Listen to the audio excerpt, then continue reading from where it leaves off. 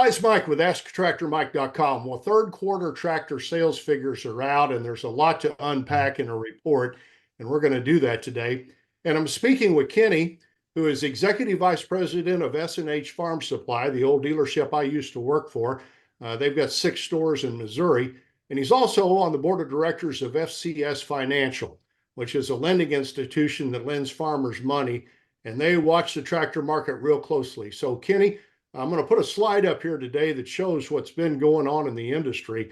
And it's not just John Deere. This shows what Deere is doing and shutting down some plants for a short period of time to get their inventory in line with demand. But just about everybody's making some kind of change to get the inventory in line with demand. And I'm going to put up the AEM report. This is a report from the Association of Equipment Manufacturers, and they're the folks that track tractor sales numbers.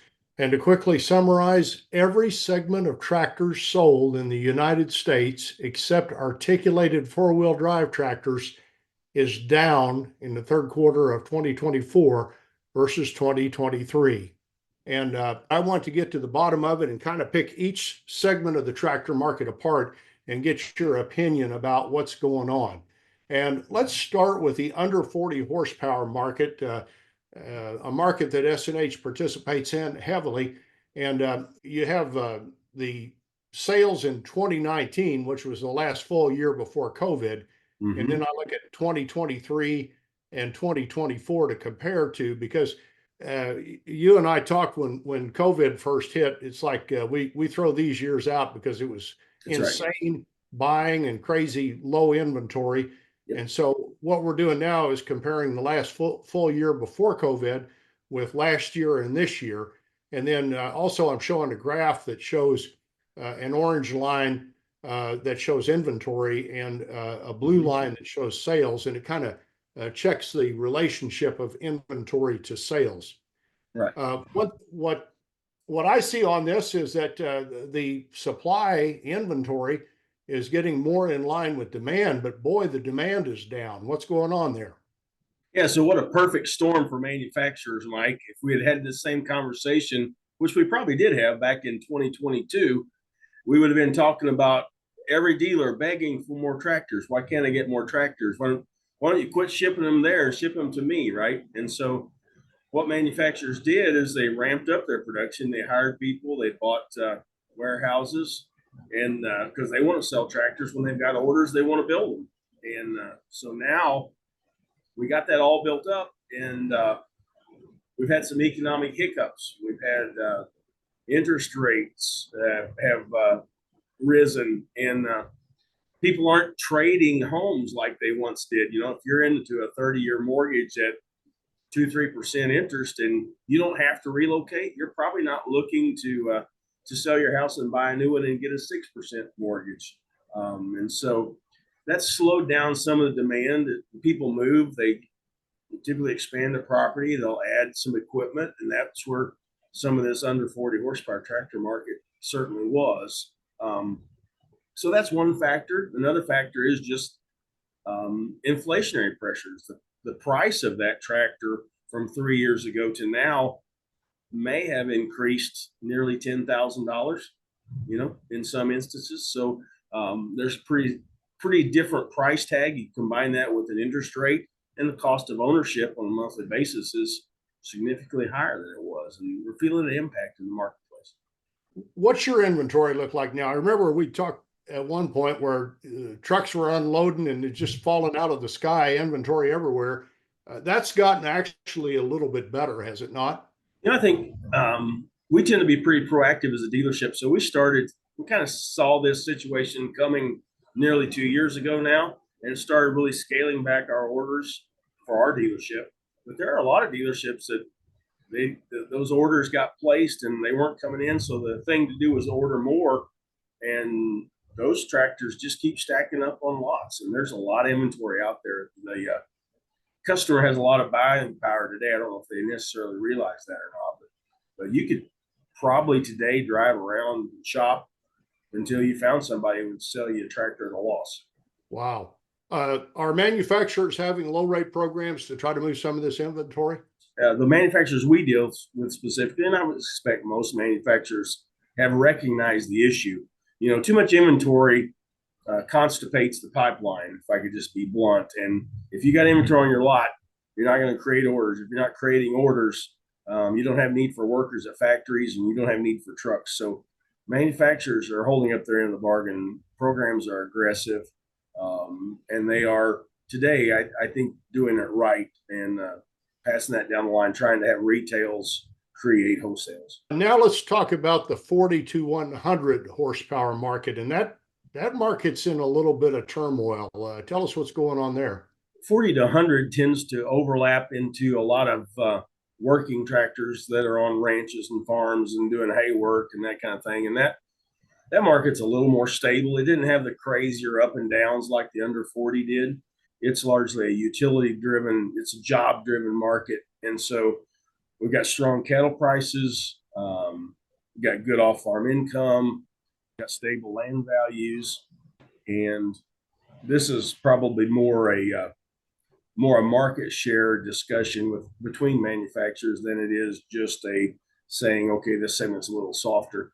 If there's one thing impacting this market, I think it's simply the price increases have made the farmers and ranchers say, I can get a couple more years out of the tractor I've got. One thing we notice on the 40 to 100 horse market is pretty steep decline in demand, both from 2019 and from 2023.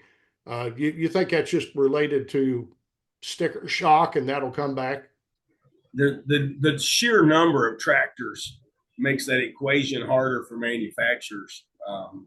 If you look at the under 40, we're talking about sales 100 plus thousand tractors, right?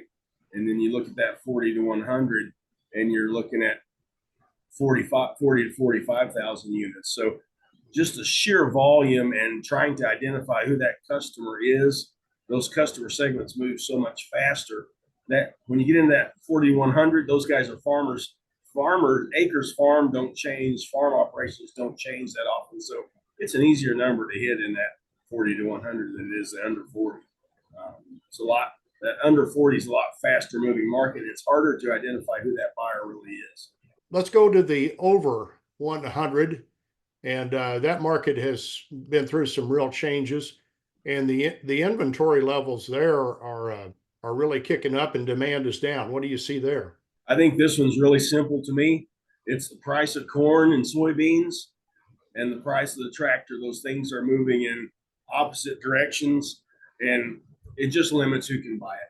So, Kenny, do you see any change in that bigger tractor market coming, or are we stuck with companies shutting factories down for a period and low sales for a while? I think the over 100 horsepower tractor market is probably going to be slow for a period of time. The sources that I talk to, the industry sounds like that the cash grain market's probably in for a pretty good period of lower prices because production's good, exports aren't very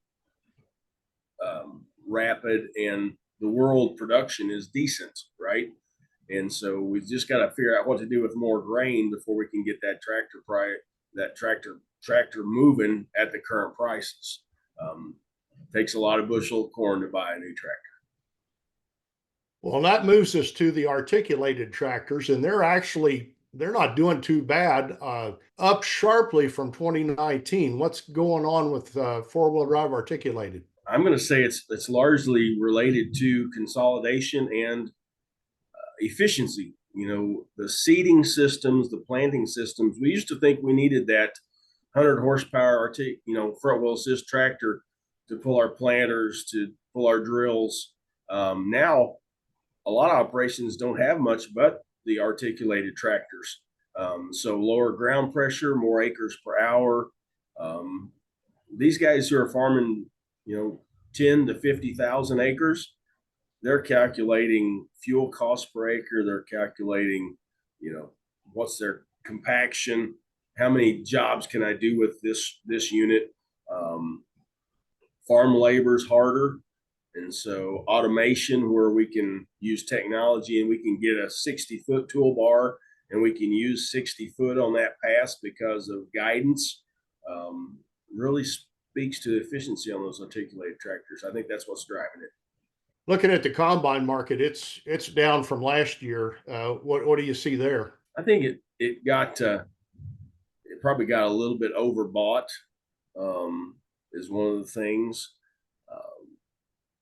and I think probably the combine market, nearly every transaction has a trade involved, and that trade in late model trade in market has got jammed up a little bit, and it's lost a lot of value. And I think that's having a detrimental impact on the new machine market as well.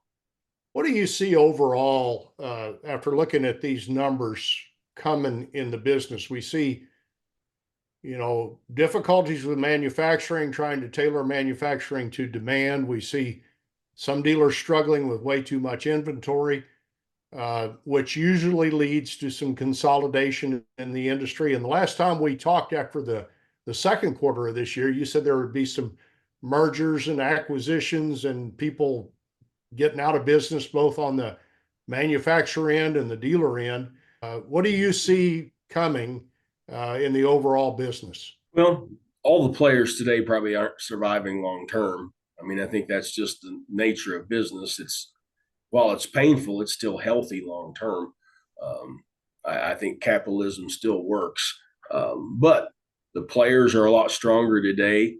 They're a lot bigger today, and it's going to take a lot of extended pressure to cause them to make some serious moves. But I do think it always leads to somewhat more consolidation. I think the thing I see this time may be different than the last major downturn in 07, 08 is I think manufacturers and dealers are much more aligned. And so they're walking through this much more together, listening to each other. Manufacturers have recognized that strong dealers are the backbone of their business. And so they're working on the pressures that I face as a dealer are pressures to make me a stronger dealer. Things that I might not have the appetite to do on my own, manufacturers are going to encourage me to do so that I'm positioned to be a stronger player long term. Bottom line, if you're a buyer for anything, now's a pretty good time to be shopping because by and large, especially compared to the COVID days, there's way more inventory. Prices are higher, but they're not going to go back down, I don't think, anytime soon. And some of the incentives are probably going to be pretty good going forward. Do you agree? Yeah, I think so. I think if you're an outright buyer, it's a great time in all the segments. I think the programs are good, the discounts are good.